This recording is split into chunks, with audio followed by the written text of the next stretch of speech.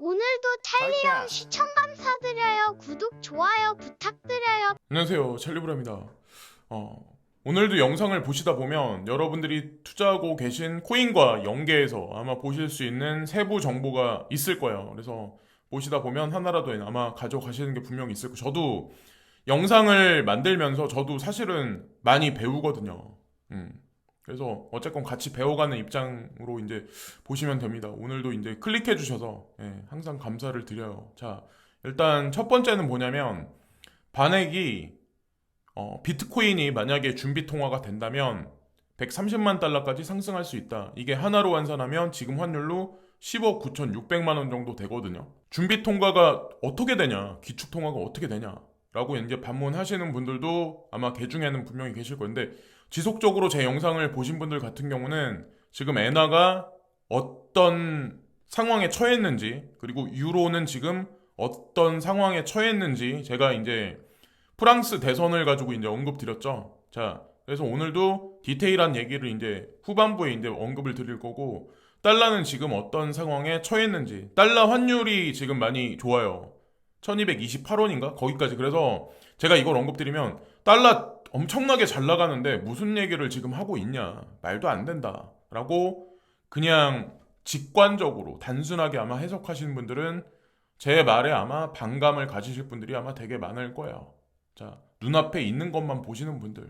자, 옛날에 비트코인이 45만원, 47만원, 48만원 할 때 제가 친구들한테, 주변 사람들한테 이더리움 채 만원이 안 됐을 때 한 500만원만 한번 투자해 보세요.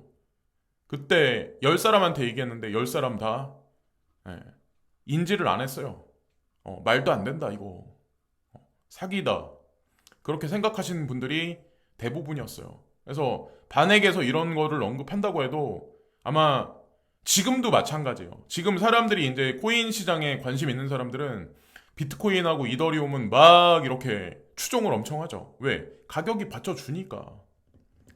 우리 대중은 가격이 받쳐주면 일단 확신을 가져요. 근데 일단 반액에서 준비 자산이 된다면이라는 극단적인 시나리오라고 언급을 했는데 이것도 뭐 나중에 벌어질 일이긴 하겠지만 심증은 있으나 물증이 없죠. 준비 자산 된다는 보장을 누가 100% 하겠냐라고 물음표를 던지시겠지만 저는 준비 자산이 분명히 될 거라고 믿습니다. 그리고 금이라고 여기 금 표현도 썼는데 반액에서 금도 만약에 준비 자산이 된다면 금은 가격이 올라가면 올라갈수록 물리적인 금은 시장에서 사라지고 어딘가에 숨길 수가 있고 개인과 개인이 물리적으로 거래를 해요. 중앙정부 입장에서 세수 창출을 못해요.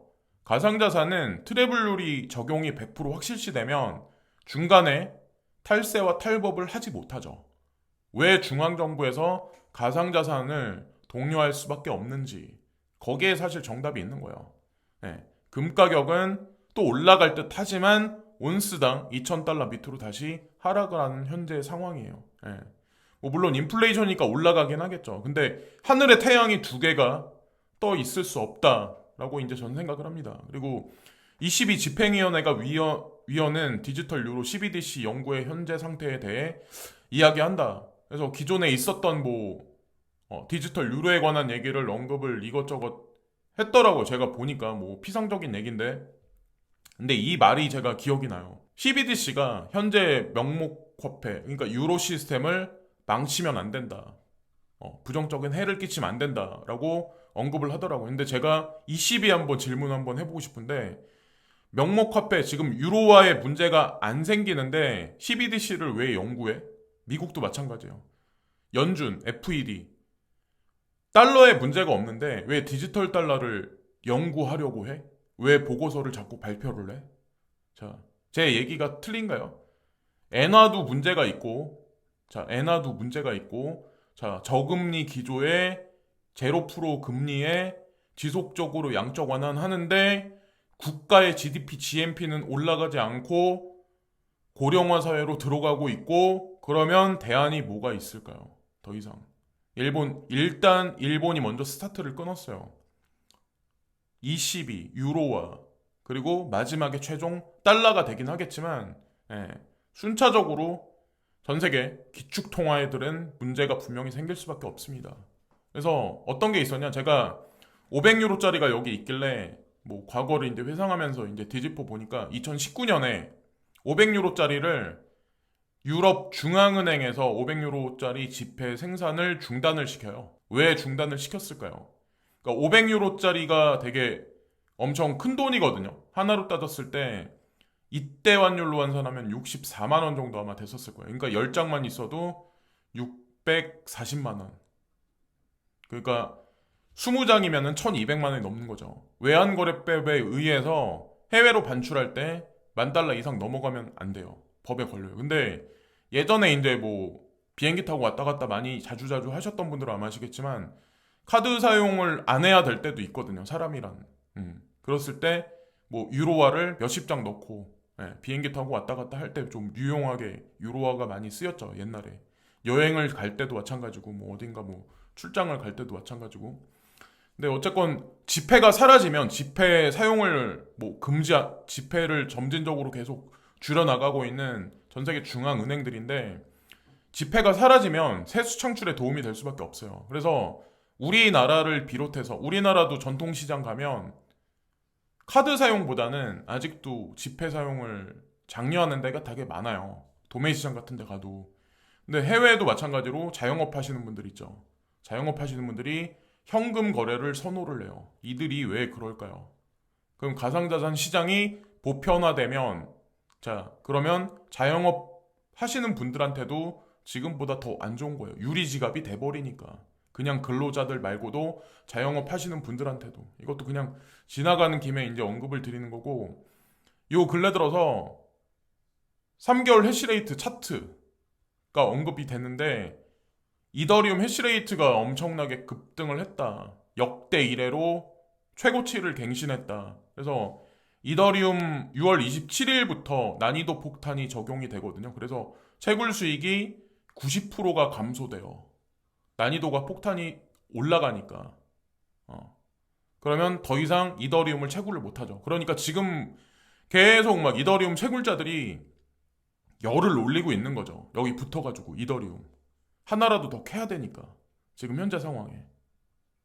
그러니까 뭐 이런 얘기가 있잖아요. 이더리움 뭐 난이도 폭탄이 떨어지면 모네로, 도지코인, 라이트코인 이쪽으로 채굴자들이 몰려갈 거다. 그래서 이더리움 클래식 그러니까 이더리움 클래식 투자하고 계신 분들이 좀 불안감이 있다고 어저께 어떤 구독자님이 언급을 하셨던 거예요. 그래서 이거를 이렇게 생각하시면 돼요. 6월 27일부터 난이도 폭탄이 적용되면 보세요. 6월 27일부터 난이도 폭탄이란 얘기는 무슨 얘기예요? 그러니까 이때까지는 채굴자들이 여기에 계속 붙어 있을 거란 얘기예요. 이때 적용되니까. 이때서부터 90%가 감소되니까. 그래서 지금 아마 도지도 마찬가지, 라이트도 마찬가지, 이더리움 클래식도 마찬가지로 해시레이트가 급격하게 아마 수직 상승 못하고 있을 거예요. 점진적으로는 올라가고 있는 건 맞는데 수직 상승 못하는 이유가 사실은 날짜적인 관점이 아직 적용되려면 멀었어요. 그리고 참고로 지금 현재 채굴자들이 이더리움에 많이 매진하는 이유가 지금 비트코인보다 채굴 수익이 이더리움이 좋다고 하더라고요. 지금 현재. 물론 뭐 채굴기는 틀리긴 하겠지만 어쨌건 지금 현재 그렇대요. 그래서 이더리움 클래식 해시가 폭발 외환에 질문하시는 분들이 있으시겠지만 이런 관점으로 보시면 됩니다. 요 날짜가 지나봐야 그 결과가 분명히 도드라지게 보일 거고 그런 관점으로 이제 보시면 되고 현재 이더리움 해시파워 가장 큰 해시파워를 가진 게 이더마인이라는 회사가 있거든요. 이더마인이 이더리움 클래식의 42.6%의 점유율을 가지고 있고 이더리움의 27%. 그러니까 이더리움 알고리즘에 관해서는 이더마인이 대장이에요. 그리고 F2풀이 있고 풀린이라고 있는데 이거는 전형적인 중국이거든요. 중국. 완전 100% 그냥 중국이고 이더마인은 중국이 섞여 있는 호주에 본사를 둔 회사예요. 제가 이거를 이제 좀 이따 이제 언급을 드릴게요. 그래서 여기 중에 최고 수익률을 이제 보장한 어떤 그 장비가 있는데 여기 초당 1.5 기가해시를 자랑하는 이노실리콘 A11 프로 채굴기가 가장 큰 수익을 낼 수가 있다. 고성능이다. 이게 A식 채굴기거든요.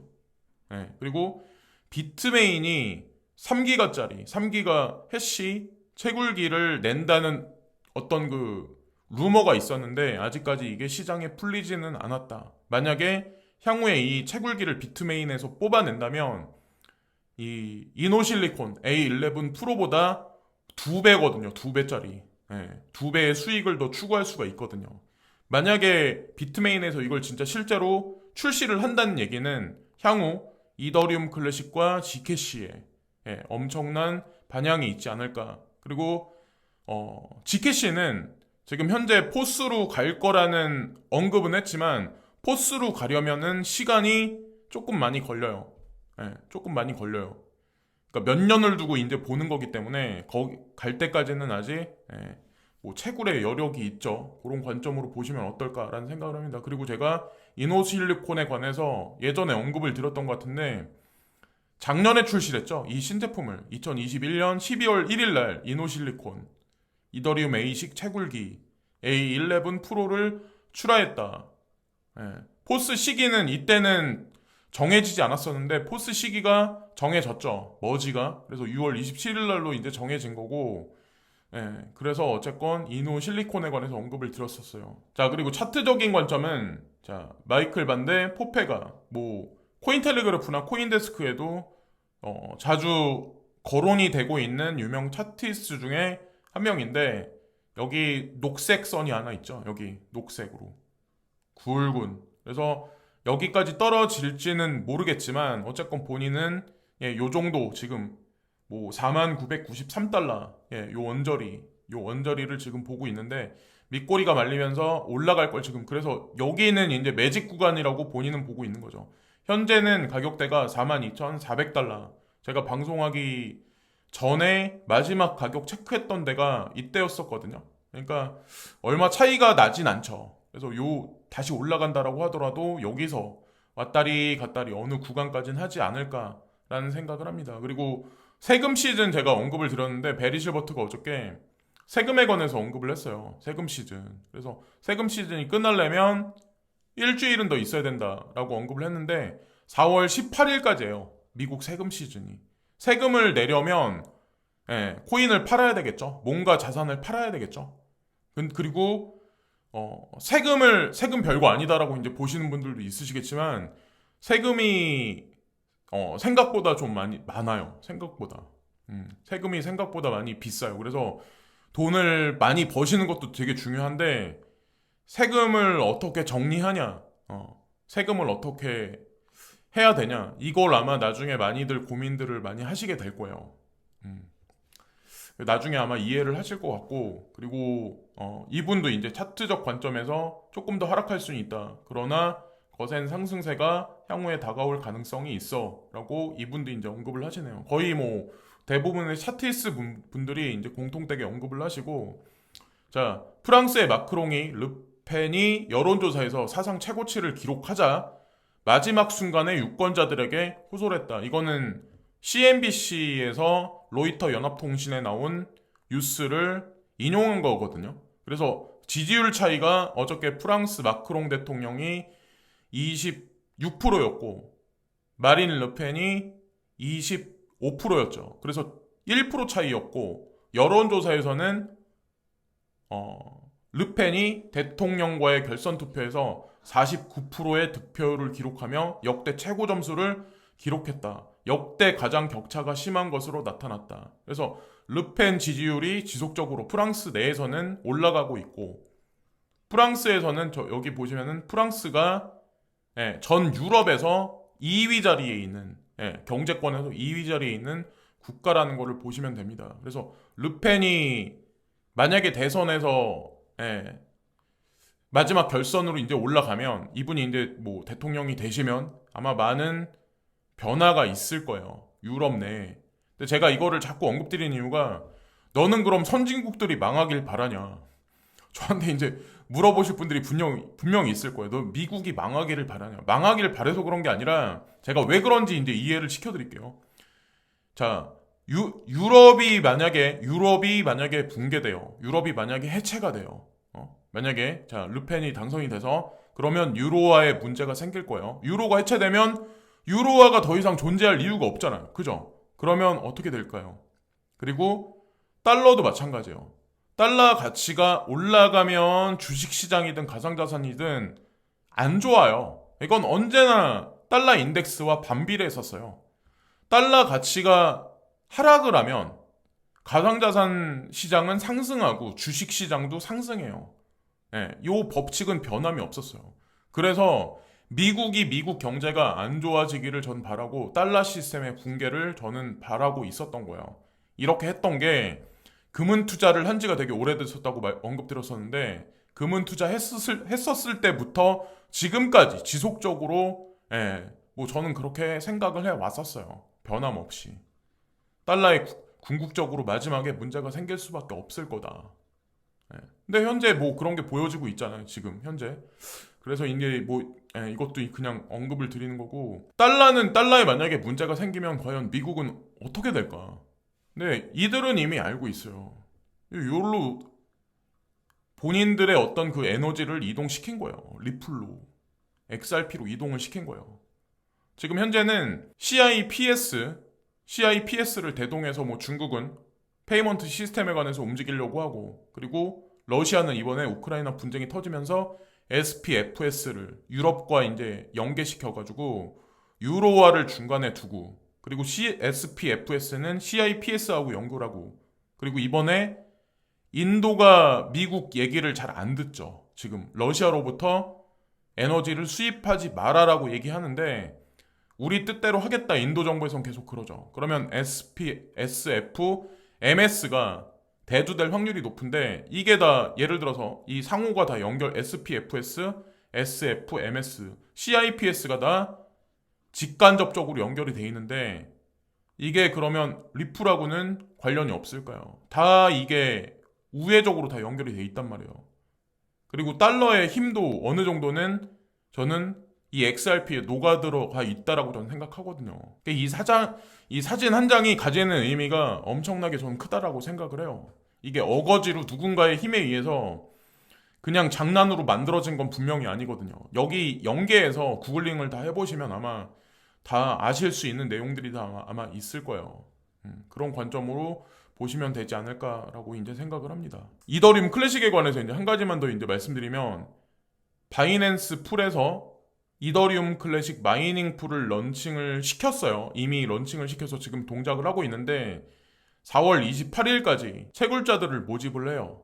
해시파워를 끌어올리기 위해서. 그래서 $10,000를 상금으로 줄 거야 라는 얘기를 하거든요. 여기 보면은.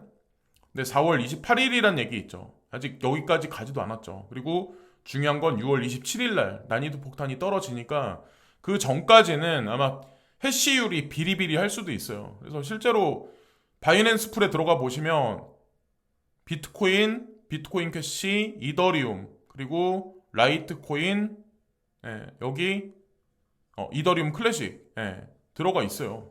뭐 아직까지 918명밖에 움직이는 사람이 없긴 하지만 자 그리고 해시율은 작년 12월 달부터 23, 뭐 22, 24, 25 이렇게 왔다 갔다 했었어요. 그러다가 1월 달, 2월 달, 지금 3월 달이죠. 3월 달 되면서 24에 있다가 25, 26 정도 있다가 가장 최근에 4월 9일이죠. 27.42. 그래서 해시율은 아주 찔끔찔끔 계속 올라가고 있는 와중이다. 이더리움 클래식 같은 경우는 그런 관점으로 보시면 됩니다.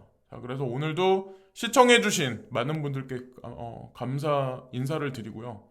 이따가도 괜찮은 뉴스거리가 만약에 있다면 영상을 만들겠습니다. 자, 오늘도 좋은 하루들 되시고 마지막으로 항상 이제 좋은 댓글 응원해주시는 댓글에 저도 이제 항상 진짜 힘을 많이 받아요. 그래서 열심히 영상을 만들어서 모두가 다 끝까지 2% 안에 들어서 여러분들 시간의 속박 속에 그리고 어떤 뭐 금전적인 어려움에서 탈출하실 수 있는 그런 많은 분들이 탄생했으면 좋겠습니다. 예전에 이제 루나코인 투자해가지고 청담동으로 이사하셨던 그분 같이 그런 분들이 많이 계시면 저한테도 아마 좋은 일들이 많이 향후에 돌아올 거라고 저는 생각을 해요. 그리고 그렇게 되실 겁니다. 자, 끝까지 잘 견디시길 바래요. 중간에 이탈하지 마시고 2% 안까지 끝까지 살아남자고요. 자, 오늘도 화이팅 하시고요. 마지막까지 시청해주신 많은 분들께 진심으로 감사드려요. 감사합니다. 오늘도 찰리 형 시청 감사드려요.